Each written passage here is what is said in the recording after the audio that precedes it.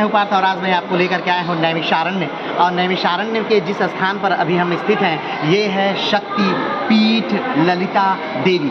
जी हाँ, ये शक्ति पीठ श्री माँ ललिता देवी का मंदिर है और ये स्थित है नैमिषारण्य की भूमि में। शक्तिपीठों के बारे में आप जानते होंगे कि पूरे हिंदुस्तान में किसी पुराण के अनुसार 51 और किसी पुराणों के अनुसार 52 शक्तिपीठों का उल्लेख भारतीय परंपरा के अनुसार मिलता है। पुराणों में ये जो 52 शक्तिपीठ हैं, आखिर ये कहाँ से आए? अगर इसके पीछे के रहस्य के या इतिहास के बारे में हम देखें तो कहा जाता है कि एक बार हिमालय की पुत्री सती वो अपने पति के साथ कैलाश पर स्थित थी, भगवान शिव के साथ। एक बार जब हिमालय एक बड़ा यज्ञ करने जा रहे थे तो उसमें उन्होंने शिव को आमंत्रित नहीं किया। जब ये बात सती को पता चली, उन्होंने अपने पति से कहा कि आप यज्ञ में चलिए, लेकिन भगवान शिव ने कहा कि बिना निमंत्रण के हम यज्ञ में नहीं जा सकते। और जब ये बात सती से भगवान शिव ने कहा तो सती ने कहा कि नहीं, अब पिता के घर बुलाने की क्या ही आवश्यकता है, मैं अपने पिता के घर तो जाऊंगी। भगवान शिव ने कहा कि ठीक है, आप जा सकती हैं, वो पिता हैं आपके, आप जाइए।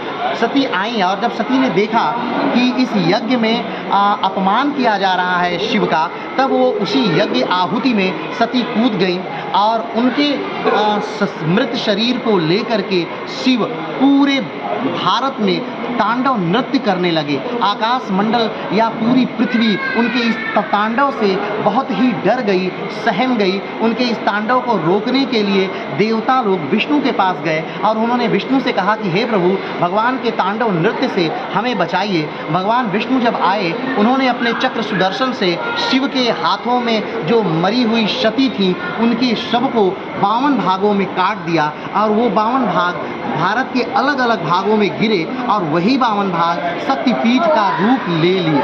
यहाँ पर जो माँ सती का जो स्थल गिरा वो था उनका हृदय। कहा जाता है कि हृदय काफ़ी कोमल होता है, इसीलिए उसे उसका नाम जो था वो ललित दिया गया या ललिता दिया गया।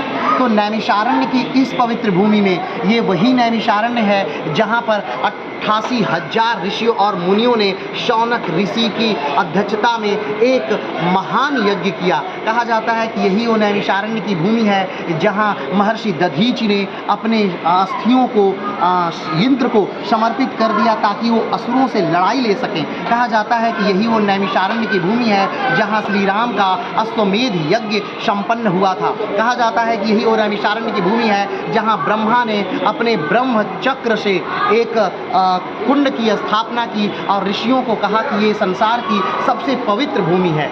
ये वही नैमिषारण्य है जिसका नाम नैमी के नाम पर यानी चक्र के नैमी गिरने के कारण इसका नाम नैमिषारण्य पड़ा। ये नैमिषारण्य उत्तर प्रदेश के सीतापुर जिले में स्थित है और ये आज भी कहा जाता है कि यहाँ कलयुग का प्रभाव नहीं है, यहाँ सतयुग आज भी विराजमान है और वो 88,000 ऋषि और मुनि यहाँ आज भी समाधि स्थल में विलीन है। और जब कलयुग समाप्त होगा और फिर से सतयुग यहाँ पर आएगा तो वो सारे ऋषि मुनि इस स्थान से निकल करके अपने अनेक गंतव्यों को जाएंगे।